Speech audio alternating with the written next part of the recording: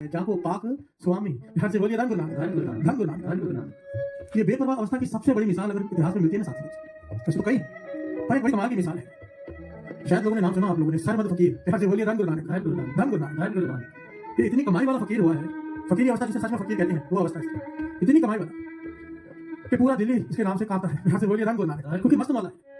कोई इसकी सेवा करके इसे खुश कर दे तो जो मुंह से कहे वो पूरा हो जाता है उसी वक्त तत्काल। यहाँ से बोलिए रंग नाम। कोई इसे नाराज कर दे, ये मुंह से कुछ कह दे, उसका काम खराब हो जाता है। यहाँ से बोलिए रंग नाम। ये बाजार में जहां से गुजरता है, दिल्ली के बाजार से लोग सर झुका के खड़े होते हैं, हाथ जोड़कर दूर हट जाते हैं। यहाँ से बोलिए रंग नाम। ऐतिहासिक घटना औरंगजेब के समय की साथ कमाल की घटना है। औरंगजेब बादशाह बनना चाहता था, सब जानते हैं। इसका बड़ा भाई दारा शिकोह गद्दी उसे मिलने वाली थी और औरंगजेब ने, हिस्ट्री सब जानते होंगे, औरंगजेब ने अपने भाई का कत्ल करवा दिया था गद्दी के लिए। यहाँ से बोलिए रंग नाम। ये फकीर सरमद फकीर, ये अक्सर बाजार में घूमते हुए कहा करता था लोगों से कि दारा शिकोह सच्चा बादशाह हो। यहाँ से बोलिए रंग नाम। आओ ये आवाज के बीच में दो पंक्तियां पढ़ लें, फिर कथा करते हैं। मैं अंधले हरिनाम लपटी टुकड़ी, मैं अंधले हरिनाम लपटी टुकड़ी, मैं अंधले हरिनाम लपटी टुकड़ी, मैं अंधले हरिनाम लपटी टुकड़ी। रहो साहिब की के नामों है मोहरी, रहो साहिब की के नामों है मोहरी, रहो साहिब की के नामों है मोहरी, रहो साहिब की के नामों है मोहरी। क्या से बोलिए धन। इस सरमद फकीर बाजार से गुजरता है और कहता है कि दारा शिकोह सच्चा बादशाह। औरंगजेब को इस बात का पता है कि ये फकीर क्या है। यहाँ से बोलिए रंग। वो भी से डरता है और जब ये कहता है कि सच्चा बादशाह हो कि दारा शिकोह ही बनेगा सच्चा बादशाह, तो सर औरंगजेब ने जब अपने भाई का कत्ल करवा दिया तो सरमद फकीर को बुलाया। यहाँ से बोलिए रंग। कहने लगा सारे बाजार में घूमकर कहते रहते थे दारा शिकोह सच्चा बादशाह हो, पर सिंहासन में तो मैं बैठा हूँ। यहाँ से बोलिए रंग। मैंने उसे मरवा दिया, तुम्हारी बात झूठी साबित हो गई और लोग कहते हैं कि तुम्हारे मुंह से निकला हुआ लफ्ज झूठा नहीं होता। यहाँ से बोलिए रंग। ये सरमद फकीर कभी शरीर पे कपड़े हैं कभी नहीं है, बेपरवाह, कोई परवाह ही नहीं उसे किसी की। कहने लगा औरंगजेब तू वो नहीं दे सकता जो मैं देख सकता। मैंने कहा दारा शिकोह सच्चा बादशाह हो, वो कहीं पर बादशाह बनकर बैठा है, तेरा ये सिंहासन तो झूठा है, आज है कल नहीं रहेगा। जिस पर वो बैठा है वो हमेशा के लिए है। यहाँ से बोलिए रंग नाम। परंतु कहने लगा मुझे ऐसी फूकी बातें मत बताओ, मैं नहीं मानता तुम्हारी बातें। तो सरमद फकीर कहता है रात को देख लेना, सब अपनी आंखों से देख लेना। यहाँ से बोलिए रंग नाम। सरमद फकीर चला जाता है। औरंगजेब रात को जब सोता है सपना देखता है। क्या देखता है कि दरगाह में दारा शिकोह बादशाह की अवस्था मिली उसे, बादशाह बनकर बैठा है उसका बड़ा भाई, और ये जो औरंगजेब है उसका नौकर है। यहाँ से बोलिए रंग नाम। बाहर नौकर बनकर बैठा है, औरंगजेब की अवस्था में नौकर की है और दारा शिकोह बादशाह बनकर बैठा है। इसकी नींद खुल जाती है, फिर से बुलाता है सरमद फकीर को। कहने लगा ये तो सपना है, मैं सपने पे कैसे विश्वास करूं। सरमद फकीर कहने लगा मैं तुम्हें दिखा दूं प्रत्यक्ष, पर तुम्हारी वो अवस्था नहीं है, तुम पापी इंसान हो। यहाँ से बोलिए रंग नाम। तुम दोजख में जाओगे, तुम्हें नहीं दिखा सकता, पर तुम्हारा ये जो पीछे सैनिक खड़ा है ये बड़े निर्मल दिल का है। यहाँ से बोलिए रंग नाम। इसका हृदय बड़ा साफ है, मैं इसे जानता नहीं, से मेरे पास भेजो। औरंगजेब इशारा करता है, सैनिक आगे आता है, दारा शिकोह अपना हाथ उसके सर पे रख देता है। यहाँ से बोलिए रंग नाम। सरमद फकीर अपना हाथ उस सैनिक के सर पे रख देता है और वो सारा नजारा जो औरंगजेब ने रात को देखा था वो बताना शुरू करता है। यहाँ से बोलिए रंग नाम। कहता है वहां पर तो दारा शिकोह आपके बड़े भाई सिंहासन पर विराजमान है और आप जैसे कहने लगता है कि वो नौकर है, औरंगजेब रोक देता है। यहाँ से बोलिए रंग नाम। सबके सामने मत बोलो कि मैं वहां नौकर बैठा हूँ। यहाँ से बोलिए रंग नाम। औरंगजेब डर जाता है, हाथ जोड़ देता है, सरमद फकीर चला जाता है।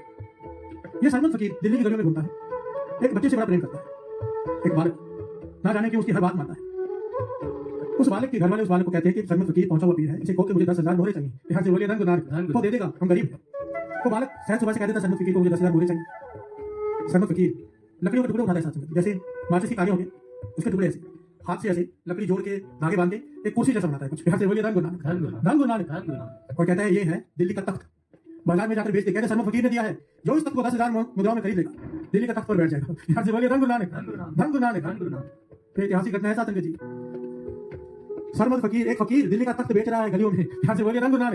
वो बच्चा बेचता है, सरमद फकीर ने बनाया है तख्त, जो खरीदेगा 10,000 स्वर्ण मुद्राओं में दिल्ली का तख्त उसका। ये बोलते बोलते शहरों में घूम रहा है, सैनिक दौड़ कर जाते हैं, औरंगजेब को बात बताते हैं, औरंगजेब घबरा जाता है, जानता है कि सरमद फकीर क्या है। यहाँ से बोलिए रंग नाम। कहता है फटाफट मोहरे देकर उस लड़के को सिंहासन खरीद लो, कहीं मेरा सिंहासन न चला जाए। यहाँ से बोलिए रंग नाम। खरीद देता है। फिर आखिर में बैठकर अपने मंत्री से विचार करते हैं इस फकीर का क्या किया जाए, इसे मरवा देते हैं, ये तो मेरा सिंहासन बेचने चल पड़ा था। यहाँ से बोलिए रंग नाम। तो औरंगजेब हजारों की तादाद में सैनिक भेजता है कि इसे जाकर कत्ल कर दो। यहाँ से बोलिए रंग नाम। मारने आते हैं फकीर को, फकीर उधर रोक देता है, इशारा करता है कि सुनो मेरी बात, मारने से पहले एक बात सुन लो, जहां जहां मुझे मारोगे औरंगजेब उसके पूरे खानदान जितने भी सैनिक हैं, अगर मुझे यहाँ पर चीरा तो वहां पर एक एक आदमी के यहाँ पर चीरा पड़ जाएगा, अगर मुझे कत्ल किया सारे मर जाओगे। यहाँ से बोलिए रंग नाम। ये बात जब औरंगजेब ने सुनी घबरा के पहले काम करो, उसे पकड़ कर उसके हाथ पे चीर डालो। यहाँ से बोलिए रंग नाम। सरमद फकीर के हाथ में चीरा डाला गया, औरंगजेब के हाथ में चीरा, उसके पूरे खानदान के बच्चे में, बीवियों में, सैनिकों के हाथ में चीरा। यहाँ से बोलिए रंग नाम। और फिर से मीटिंग करने, इसका क्या किया जाए। अजीब फकीर है, बेपरवाह है, कभी मेरा सिंहासन बेच के निकल जाता है, कभी मेरे भाई को पातशाह की अवस्था दे देता है। इसका क्या करे, इसे मार तो सकते नहीं क्योंकि हम मर जाएंगे इसे मारा तो। यहाँ से बोलिए रंग गुरु नानक। कमाल है साथ में फकीर की अवस्था को। अगर फरीद जी हुए, ये भी फकीर हुए।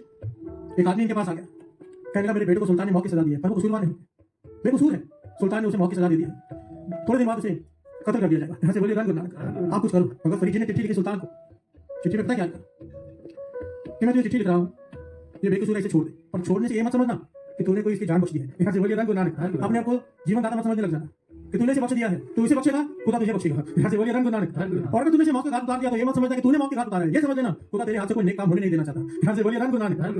जब सुल्तान ने चिट्ठी पढ़ी तो कांपने लगा। यहाँ से बोलिए रंग गुरु नानक। कि इतनी निडरता की चिट्ठी एक फकीर लिख सकता है। यहाँ से बोलिए रंग गुरु नानक। सुल्तान ने उसे बाइज्जत वही कर दिया। फकीर की अवस्था देखो, जिसे राजे महाराजे सुल्तान भी डरते हैं। यहाँ से बोलिए रंग गुरु नानक। धन गुरु नानक। अब औरंगजेब ने सोचा इसे कैद कर लेते हैं, मार तो सकते नहीं, तो इसे कैद कर लिया।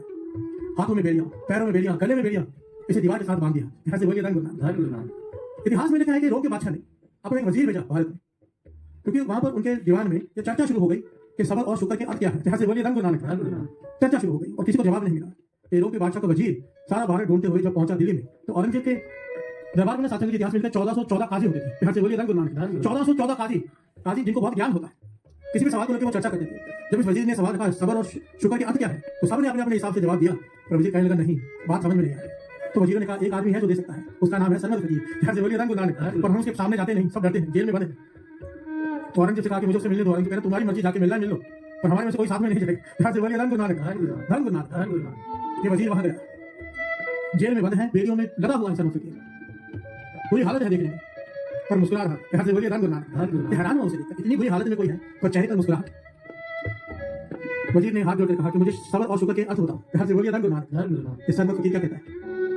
कहता है अर्थ समझने हैं या देखने हैं। यहाँ से बोलिए रंग गुरु नानक। वजीर कहता है सुने तो बहुत लोगों से, आप दिखाओ। तो सरमद फकीर ने सिर्फ एक इशारा किया, साथ हाथों की बेड़ियां टूट गई, पैरों की बेड़ियां टूट गई, गर्दन की बेड़ियां टूट गई, वो धरती पर आकर खड़ा हो गया। यहाँ से बोलिए रंग गुरु नानक। जेल के दरवाजे अपने आप खुल गए। हैरान हो गया वजीर, कहता है इतनी ताकत होते हुए आपके एक इशारे से सारी बेड़ियां खुल गई, फिर भी आप यहाँ बंधे बैठे हो क्यों? यहाँ से बोलिए रंग गुरु नानक।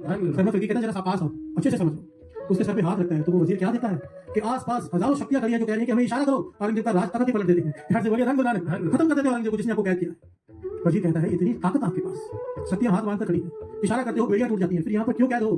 कहने के अभी तक समझा नहीं, इतनी ताकत होते हुए भी हम कुछ नहीं कर रहे, ये है सबर। यहाँ से बोलिए रंग गुरु नानक। रंग गुरु नानक। और यहाँ पर बने हुए तो औरंगजेब की वजह से नहीं, ये निरंकार का हुक्म है। यहाँ से बोलिए रंग गुरु नानक। तो यहाँ पर बना रहे, इसलिए मैं बना हुआ हूँ, ये है शुक्र। यहाँ से बोलिए रंग गुरु नानक। रंग गुरु नानक। उसका भाना अगर उसे मैं बंधा हुआ पाता हूँ तो मैं बंधा हुआ ही अच्छा हूँ। यहाँ से बोलिए रंग गुरु नानक। गुरु अर्जन देव जी महाराज तभी पर बैठे हैं, तभी पर क्या नहीं कर सकते। यहाँ से बोलिए रंग गुरु नानक। सृष्टि के मालिक, और क्या कह रहे हैं? तेरा किया मीठा लगे प्रभु, जो तू कर रहा है मुझे मीठा लग रहा है, अच्छा लग रहा है। यहाँ से बोलिए रंग गुरु नानक।